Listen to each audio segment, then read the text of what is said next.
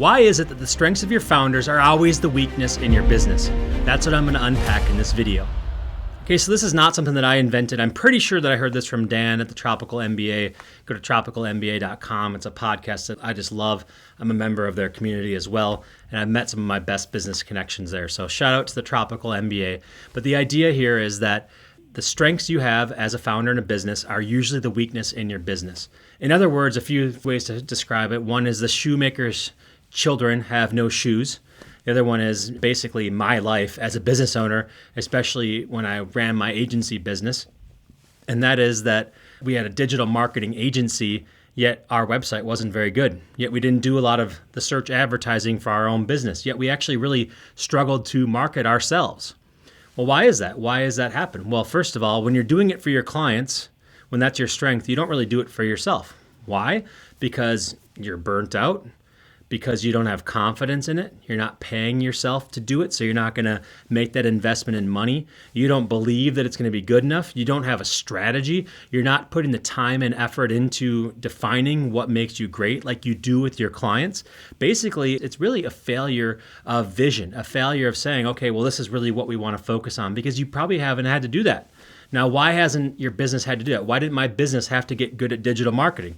Because we had a lot of clients. We were in demand. We had so many clients that we really didn't need to market ourselves all that much because people were coming in the door and we were growing like crazy. What we had was working, going to networking events, joining the board of industry associations, talking to people in our marketplace. Just being out there was enough in order to grow our clients. Having old clients go to some more new company and then bring us along, and then also protecting the old client that we had, right? So all those things really worked.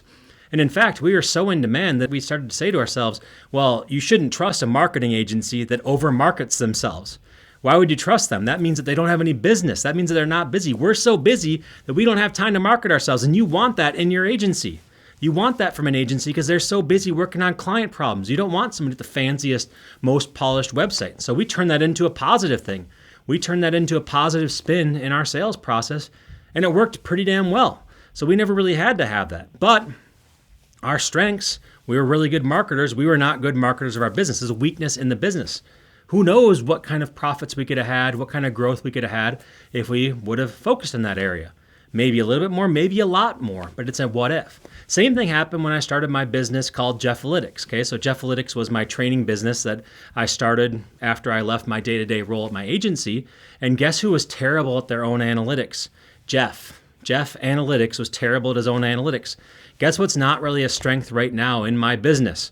My analytics. Why? Because all the other people in my company defer to me to be the one that's going to do our analytics. I'm going to be the expert. But I'm busy on other things. I'm busy on doing our coaching programs. I'm busy on creating courses. I'm busy doing all these other things. I'm busy doing proof of concept, taking care of my customers, taking care of other people, that I don't really worry too much about my own analytics. And so analytics is my own strength. It is a weakness of the company. There's a lot of things like that I'm good at that are weaknesses of the company. And that's really the whole point of this video, is that there's a lot of things that you're good at that are not going to be very good to your company. And the reason why is because everybody else is going to defer to you, thinking that you should be doing it because that's how they know you. People think that I should be doing our paid ads.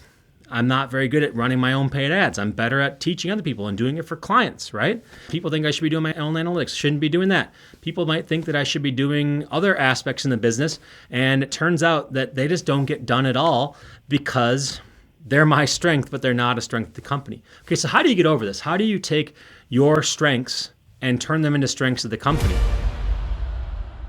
Well, one is to remove yourself from that role, okay? So if you're good at something, the best thing you can do is let it go. Instead of being a bottleneck, you should let it go. An example of this is at my agency, one of the founders of the agency was a trained CPA. His previous life was a certified public accountant. He was always trying to be in charge of the books and doing things like that. Eventually, we hired somebody to be the bookkeeper, and things got way better. We billed clients on time. The emotion was out of it. No analysis paralysis. No waiting on doing things, right? So delegating and getting that off of your plate was a huge thing for our business. And it really just comes down to simple things like that. Do I need to be doing this thing, and can I hire somebody else to replace it? Now, there's a great book by Dan Sullivan called Who Not How, which exemplifies this. We start out being hows. How is this going to be done? How are we going to get this done for our clients, especially when you're in a service providing industry? Eventually, you need to start thinking in terms of who. Who can I hire who knows how to do this thing? So when you start out as a who for other people, you're always thinking about hows. Eventually, you need to start saying, okay, well, I need to hire my who's now. Of course, it's more expensive to hire who's. One of the reasons why it's not a strength of our company is because it's expensive. We can do it ourselves in a perceived free manner.